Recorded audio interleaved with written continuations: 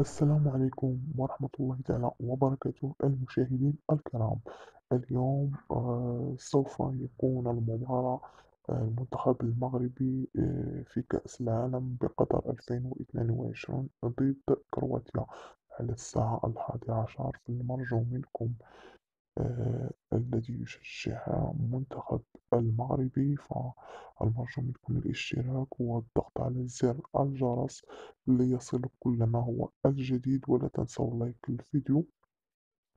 وشكرا.